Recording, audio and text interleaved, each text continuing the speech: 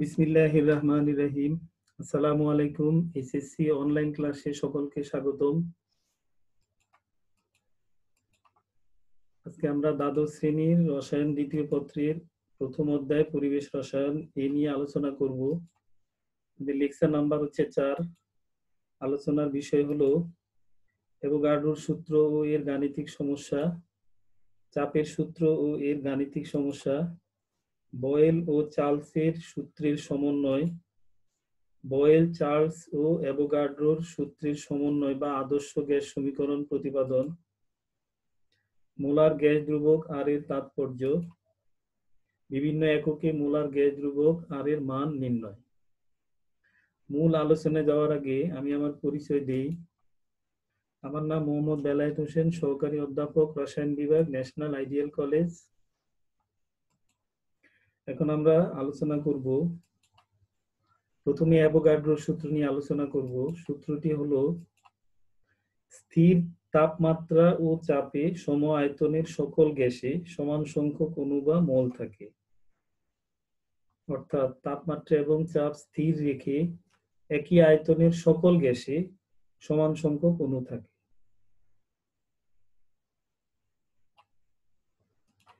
যদি গ্যাসের আয়তন B এবং মোল সংখ্যা N হয়, তবে উক্ত সূত্র মতে B সমানুপাতিক N যখন P অর্থাৎ চাপ এবং তাপমাত্রা স্থির থাকে। এখানে আমরা বলতে পারি যদি আয়তন বেড়ে যায় মোল সংখ্যা বেড়ে যাবে, অর্থাৎ মোল সংখ্যা বাড়লে আয়তন বাড়বে, আয়তন বাড়লে মোল সংখ্যা বাড়বে। এটি হচ্ছে অ্যাভোগাড্রোর সূত্রের মূল কথা। এখন আমরা এই সূত্রের সাহায্যে কিছু গাণিতিক সমস্যার সমাধান করব। তার আগে আমরা দেখে নিই কোন কোন সূত্রগুলো এই ক্ষেত্রে প্রযোজ্য। প্রথমে দেখো, একটি সূত্র আমরা লিখলাম।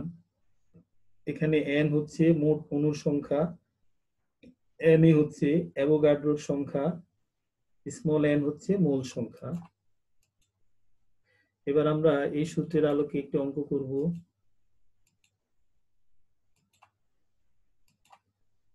দেখো প্রশ্ন, 5 মোল কার্বন ডাই অক্সাইড গ্যাসের সর্বমোট অণুর সংখ্যা কত?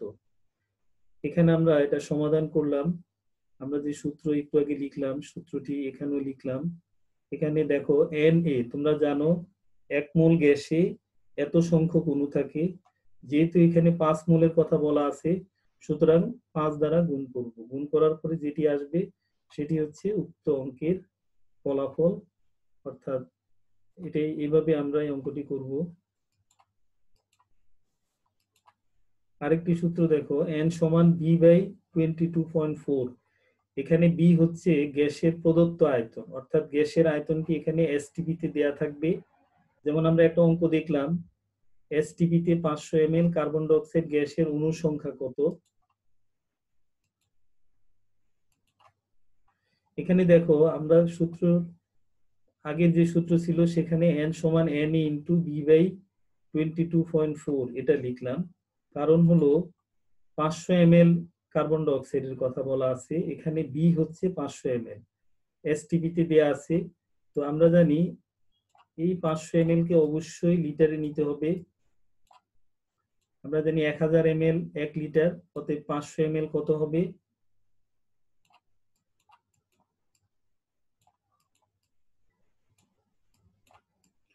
0.5 লিটার। যেহেতু আমরা জানি প্রমাণ তাপমাত্রা চাপে 1 মোল গ্যাস 22.4 লিটার আয়তন দখল করে, অর্থাৎ 22.4 লিটারে 1 মোল, অতএব 0.5 লিটারে কত মোল? সুতরাং আমরা এখানে মোল সংখ্যা পেলাম। আবার 1 মোলে অণু থাকে এতটি, এত মোলে কতটি থাকে, গুণ করলে যেটি হবে সেটি হচ্ছে উক্ত অঙ্কের ফলাফল। ঠিক আছে, আশা করি তোমরা বুঝতে পারছো। আর অ্যাভোগাড্রোর সূত্রের অঙ্ক সাধারণত এমসিকিউতে এসে থাকে, যেখানে শর্ট টাইমে অঙ্কগুলো করতে হবে। আশা করি সূত্র প্রয়োগ করে সহজেই তোমরা অঙ্কগুলো করতে পারবে এবং বাসায় চেষ্টা করবে।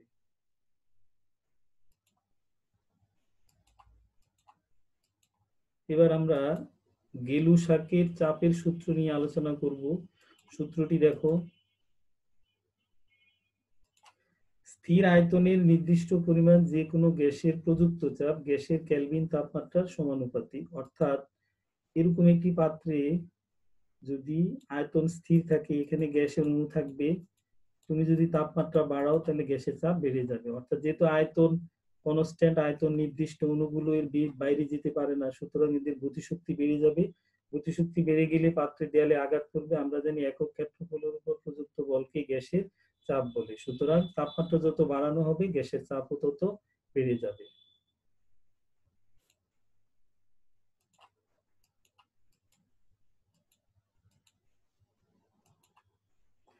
এবার আমরা দেখলাম এখানে যেহেতু নির্দিষ্ট পরিমাণ যে কোনো গ্যাসের চাপ যদি পি হয় এবং তাপমাত্রা টি হয়, তাহলে উক্ত সূত্র মতে আমরা লিখতে পারি পি সমানুপাতিক টি, অর্থাৎ তাপমাত্রা বাড়ালে চাপ বাড়বে, পি সমান কে টি, এখানে কে টি সমানুপাতিক ধ্রুবক বা পি বাই টি সমান কে।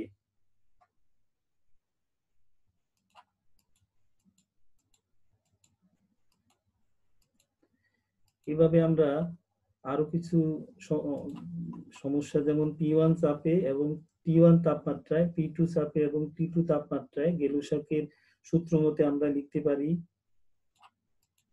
P1 বাই T1 সমান P2 বাই T2 সমান K।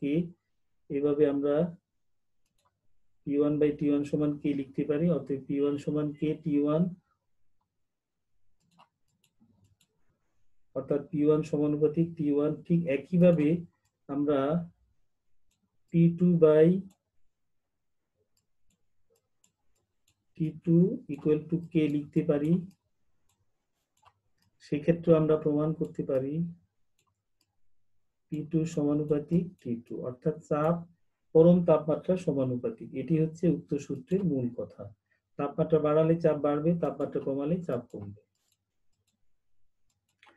এখন আমরা দেখব আইসোকোর বা সম আয়তনীয় রেখা কি। একটু আগে আমরা দেখছি P সমান KT, এটি হচ্ছে উক্ত সূত্রের মূল কথা। এখানে আমরা যদি পি কে ওয়াই অক্ষ বরাবর স্থাপন করি আর কে কে, এখানে যে কে দেয়া আছে একে যদি এম ধরি, টি একে যদি আমরা এক্স অক্ষ বরাবর স্থাপন করি, তাহলে সমীকরণ দাঁড়ায় Y equal to M X, যা মূল বিন্দুগামী সরল রেখা হয়। এরূপ লেখকে আইসোকোর বা সম আয়তনীয় লেখ বলা হয়।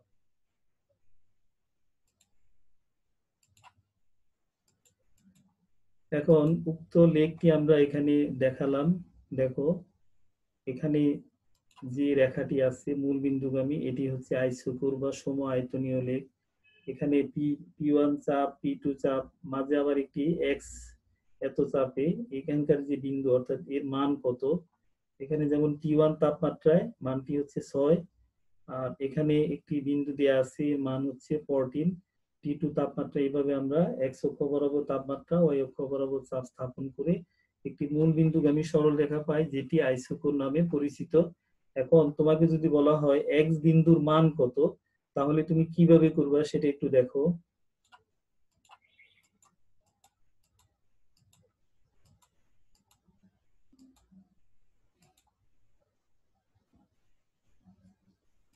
এখানে দেখো চাপের সূত্র থেকে পাই P1 বাই T1 সমান P2 বাই T2। যেহেতু এখানে এক্স আছে দেয়া আর নিচে 14, এক্স অক্ষ বরাবর তাপমাত্রা যেটা দেয়া আছে সেটা 14 দেয়া আছে, ওই সূত্রের সাহায্যে আমরা লিখতে পারি। সুতরাং এখানে P1 এর মান প্রশ্নে দেয়া আছে 5, T1 এর মান দেয়া আছে 6, আর আমরা যে এক্স বিন্দু সেটির মান বের করব। আর এক্স বিন্দু বরাবর তাপমাত্রার যে মান সেটি 14 দেয়া আছে, এখান থেকে ক্যালকুলেশন করে আমরা এই মান পেলাম। সুতরাং উক্ত সমীকরণে এক্স এর মান হবে এত। আশা করি সবাই বুঝতে পারছো।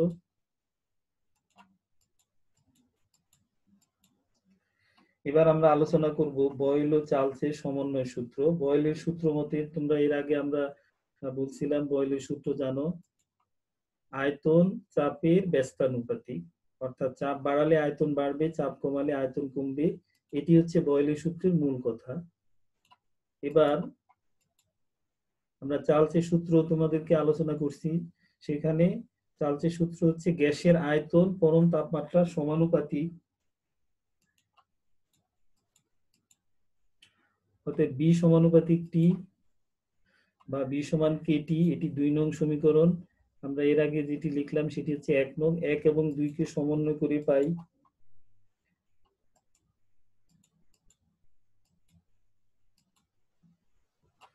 বি সমান কে ইন্টু টি বাই পি বা পিবি সমান কে টি, পিবি বাই টি সমান কে।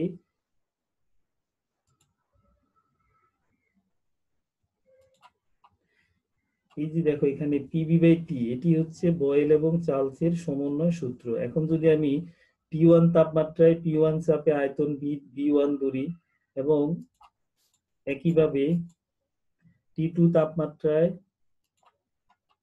P2 চাপে আয়তন B2 ধরি, T3 তাপমাত্রায় P3 চাপে আয়তন B3 ধরি, তাহলে আমরা লিখতে পারি P1 by B1 divided by T1 সমান P2 by P2 B2 divided by T2 equal to P3 B3 divided by T3 সমান কে। অর্থাৎ এভাবে যতই লিখতে থাকো সবগুলো মান একই আসবে এবং এটি হচ্ছে বয়েল এবং চার্লসের সমন্বয় সূত্র। এখন আমরা আলোচনা করব বয়েল, চার্লস ও অ্যাভোগাড্রোর সমন্বয় সূত্র বা আদর্শ গ্যাস সমীকরণ প্রতিপাদন। বয়েলের সূত্র আমরা একটু আগে আলোচনা করছি, অর্থাৎ আয়তন চাপের ব্যস্তানুপাতিক। চার্লসের সূত্র আমরা আলোচনা করছি, এখানে আয়তন পরম তাপমাত্রার সমানুপাতিক। অ্যাভোগাড্রোর সূত্র আমরা আলোচনা করছি, আয়তন মূল সংখ্যার সমানুপাতিক যখন চাপ এবং তাপমাত্রা স্থির থাকে। এখানে আমরা তিনটি সমীকরণ দেখলাম, একটা বয়েলের সূত্র ছিল, একটি চার্লসের সূত্র, একটি অ্যাভোগাড্রোর সূত্র। এখন আমরা এই তিনটি সমীকরণকে সমন্বয় করে পাই, দেখো 1, 2 এবং 3 নং সমীকরণ সমন্বয় করে আমরা যেটি পেলাম বি সমানুপাতিক এনটি ডিভাইডেড বাই পি, যখন এন, টি ও পি পরিবর্তনশীল। এখানে একটি ধ্রুবক ব্যবহার করব, সেটি আর, একে মোলার গ্যাস ধ্রুবক বলে। তাহলে আমরা দেখলাম এখানে একটি সমীকরণ দাঁড়ায়, সেটি হচ্ছে পিবি সমান এন আর টি। এটি হচ্ছে আদর্শ গ্যাস সমীকরণ। তোমাকে যদি বলা হয় আদর্শ গ্যাস সমীকরণ প্রতিপাদন করো, তখন ঠিক এইভাবেই প্রতিপাদন করতে হবে। এখন আমরা দেখব এক মোল গ্যাসের জন্য সমীকরণটি কেমন হবে। যদি এন এর মান 1 বসাই, তাহলে পিবিএম সমান আরটি। এখানে বিএম হচ্ছে মোলার আয়তন, এটি হচ্ছে এক মোল গ্যাসের জন্য আদর্শ গ্যাসের সমীকরণ। এখানে আমরা যে বললাম আর হলো মোলার গ্যাস ধ্রুবক বা সার্বজনীন গ্যাস ধ্রুবক, কারণ এখানে তাপমাত্রা এবং চাপ একই থাকে, এক মোল গ্যাস এন এর মানও একই থাকে, আয়তনও সমান থাকে। সুতরাং আর এর মান সকল গ্যাসের ক্ষেত্রে একই রকম হবে, এই জন্য আর কে মোলার গ্যাস ধ্রুবক বলে বা সার্বজনীন গ্যাস ধ্রুবক বলে। অর্থাৎ এই সমীকরণে সকল গ্যাসের জন্য চাপের মান একই থাকবে, আয়তন একই থাকবে, মোল সংখ্যা একই থাকবে, তাপমাত্রা একই থাকবে। তাহলে আর এর মানও সবার সকল গ্যাসের জন্য একই রকম মান আসবে। এই কারণে আর কে মোলার গ্যাস ধ্রুবক বা সার্বজনীন গ্যাস ধ্রুবক বলে। অর্থাৎ এই আর শুধুমাত্র আদর্শ গ্যাস সমীকরণে ব্যবহৃত হয়, যেহেতু সকল গ্যাসের জন্যই একই রকম মান আসে। এখানে চাপের মান এক, আয়তন এক, মোল সংখ্যা এক, তাপমাত্রা এক, সুতরাং আর এর মানও সকল গ্যাসের জন্য একই আসবে। তাই আমরা আর কে মোলার গ্যাস ধ্রুবক বা সার্বজনীন গ্যাস ধ্রুবক বলি।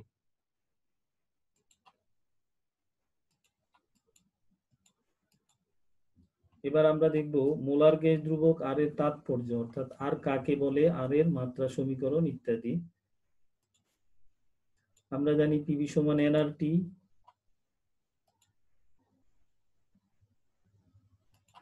এখানে দেখো আমরা জানি পিবি সমান এনআরটি, অতএব আর সমান পিবি বাই এনটি। পি আলাদা করে, বি আলাদা করে 1 বাই এন 1 বাই টি লিখলাম। পি হলো চাপ, বি আয়তন, 1 বাই এন, এন হচ্ছে মোল সংখ্যা, টি কেলভিন তাপমাত্রা, কেলভিন স্কেলে হিসাব করা হয়। এখানে আমরা এমন একটি গ্যাসের এমন একটি পাত্র নিব যার দৈর্ঘ্য, প্রস্থ, উচ্চতা সবই সমান থাকবে, অর্থাৎ একটি ঘনক আকৃতির পাত্র। আমরা জানি চাপ সমান বল ডিভাইডেড বাই ক্ষেত্রফল, যেহেতু ক্ষেত্রফল সমান দৈর্ঘ্য ইন্টু প্রস্থ, যেহেতু এখানে দৈর্ঘ্য এবং প্রস্থ একই, সুতরাং আমরা ক্ষেত্রফলের পরিবর্তে দৈর্ঘ্য স্কয়ার লিখতে পারি, আয়তনের পরিবর্তে দৈর্ঘ্য কিউব লিখতে পারি, 1 বাই মূল সংখ্যা ইন্টু 1 বাই কেলভিন। এখানে দৈর্ঘ্য স্কয়ার আর দৈর্ঘ্য কিউব যদি আমরা দেখি তাহলে কেমন হয় সমীকরণটি, দেখো বল ইন্টু দৈর্ঘ্য উপরে থাকে, নিচে মূল সংখ্যা ইন্টু কেলভিন, বল ইন্টু দৈর্ঘ্য কাজ বা শক্তি, আর নিচে যেহেতু মূল সংখ্যা আছে কি পার মোল, কেলভিন আছে নিচে, সেটাকে পার কেলভিন আকারে লেখা যায়। সুতরাং আমরা উক্ত সমীকরণ থেকে, এই সমীকরণ থেকে আর এর যে সংজ্ঞা দিতে পারি সেটি হচ্ছে প্রতি মোল গ্যাসের তাপমাত্রা। দেখো প্রতি মোল, পার মোল, প্রতি মোল, প্রতি কেলভিন যদি বৃদ্ধি করা হয়, আমরা জানি তাপমাত্রা বাড়ালে গ্যাসের আয়তন বেড়ে যায়, আর আয়তন বেড়ে গেলে সম্প্রসারণ হবে, একটি কাজ হবে। সুতরাং প্রতি মোল গ্যাসের তাপমাত্রা প্রতি কেলভিন বৃদ্ধি করলে যে পরিমাণ কাজ সাধিত হয় বা শক্তি উৎপন্ন হয় তাকে মোলার গ্যাস ধ্রুবক আর বলা হয়। এই ক্ষেত্রে চাপকে স্থির রাখতে হবে, এটি হচ্ছে আর এর তাৎপর্য। আবার এখানে আর এর যে এই মাত্রা সমীকরণ আসলো, এটিও খুব ইম্পর্টেন্ট, পরীক্ষা আসে, এমসিকিউতে আসে। আর এর মাত্রা সমীকরণ কি হবে অবশ্যই ভালো করে দেখবে। আর যদি তোমাকে বলা হয় আর এর তাৎপর্য লেখো, তখন প্রথম থেকে এই পর্যন্ত লিখতে হবে। আশা করি সবাই বুঝছো।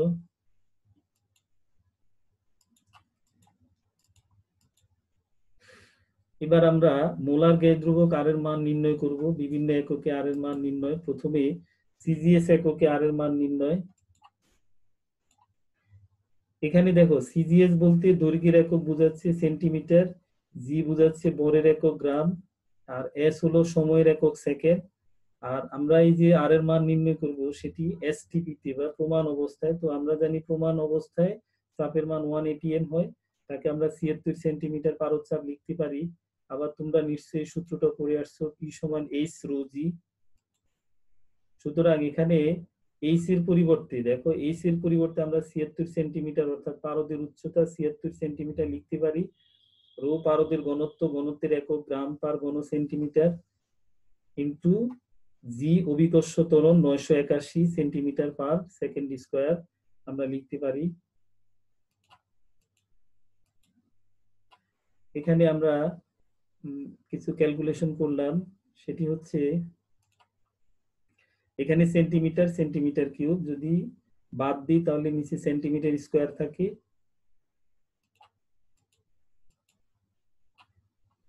এখান থেকে আমরা লিখলাম, দেখো 76 গুণ 13.6 গুণ 981, আর উপরে থাকে গ্রাম, সেন্টিমিটার, সেকেন্ড ইনভার্স 2, নিচে যে সেন্টিমিটার স্কয়ার আছে তাকে আমরা উপরে নিয়ে সেন্টিমিটার ইনভার্স 2 আকারে লিখতে পারি।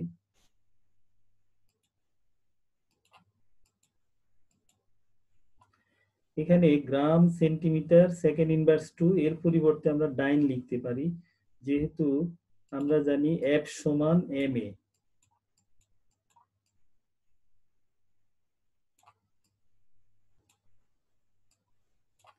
এম হচ্ছে বর, এখানে বর জি দেওয়া আছে সিজিএস এককে, আর সেন্টিমিটার পার সেকেন্ড স্কয়ার ত্বরণ অর্থাৎ বলের একক।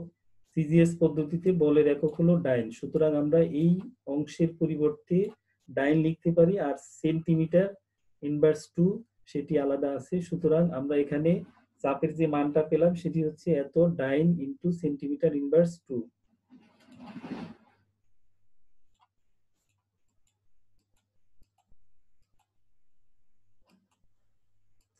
আয়তন আমরা জানি 22.414 লিটার, ঘন সেন্টিমিটারে নিলে তাকে 10³ দ্বারা গুণ করতে হবে। তাপমাত্রা 273.15 কেলভিন এসটিপিতে, আর মূল সংখ্যা এখানে এক মোলের সাপেক্ষে হিসাব হবে। এখন এই মানগুলো আমরা আদর্শ গ্যাস সমীকরণে যদি বসিয়ে দিই, পিভি সমান এনআরটি, এই ক্ষেত্রে আর এর মান পিভি বাই এনটি, এখানে আমরা পিভি এনটি প্রত্যেকটি মান আমরা দেখিয়ে আসলাম, ওই মানগুলো আমরা এখন বসাবো। দেখো আমরা মানগুলো বসালাম, বসানোর ফলে ক্যালকুলেশন করে এখানে উপরে ডাইন সেন্টিমিটার ইনভার্স 2 আর নিচে আছে মোল কেলভিন। এখন ডাইন সেন্টিমিটার ইনভার্স 2 আছে এখানে, আমরা যদি এই সেন্টিমিটার ইনভার্স 2 আর সেন্টিমিটার কিউব ক্যালকুলেশন করি তাহলে উপরে থেকে ডাইন ইন্টু সেন্টিমিটার, ডাইন ইন্টু সেন্টিমিটার অর্থাৎ বল ইন্টু দূরত্ব, বল ইন্টু দূরত্ব সমান কাজ। আমরা জানি সিজিএস পদ্ধতিতে কাজের একক ইআরজি, আর্ক, অর্থাৎ এটি হলো কাজের একক সিজিএস পদ্ধতিতে।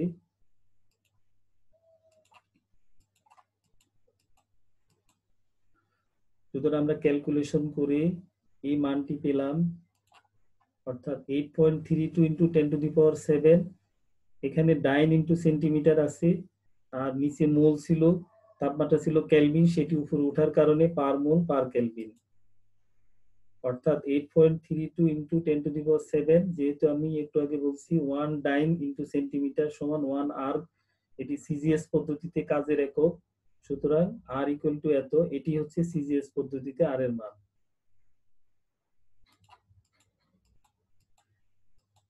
এবার আমরা এসআই এককে আর এর মান নির্ণয় করব। এসআই এককে চাপের মান, প্রমাণ চাপ হচ্ছে 101/325 নিউটন মিটার ইনভার্স 2, আয়তন 22.4, একে মিটারে নিলে 10⁻³ দ্বারা গুণ করতে হবে। তাপমাত্রা আগের যে তাপমাত্রা ছিল সেটি লিখলাম, মোল সংখ্যা একই থাকবে। এখন এই মানগুলো আমরা আগের মতোই আদর্শ গ্যাস সমীকরণে বসাবো। বসানোর ফলে এখানে দেখো newton metre inverse 2 metre cube, এটা ক্যালকুলেশন করলে উপরে থাকে newton into metre, newton metre SI এককে কাজের একক, আর এসআই এককে কাজের একক হলো জুল। একটু ক্যালকুলেশন করলে দেখো কি আসে। এখন আমরা লিটার এটিএম এককে আর এর মান নির্ণয় করব। এখানে চাপ আগের মতোই 1 এটিএম থাকবে, আয়তন 22.414 লিটার, তাপমাত্রা আগের তাপমাত্রা থাকবে, মোল সংখ্যা আগের মতোই থাকবে।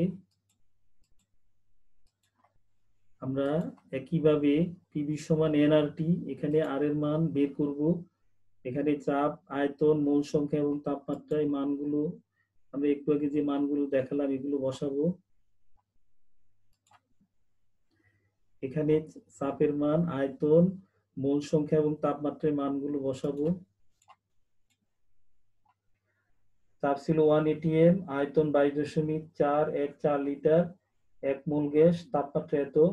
এখন এটাকে ক্যালকুলেশন করলে এই মানটি আসে, অর্থাৎ 0.082058 একক হবে লিটার এটিএম পার মোল পার কেলভিন। আমাদের আজকের লেকচার এই পর্যন্তই। আশা করি সবাই বুঝতে পারছো বা বুঝতে চেষ্টা করবে। আর যদি কোনো সমস্যা থাকে অবশ্যই জানাবে, আমরা উত্তর দেওয়ার চেষ্টা করব। এবং আজকে আমরা এখানেই বিদায় নিলাম। সবাই ঘরে থাকো, সুস্থ থাকো, আল্লাহ হাফেজ।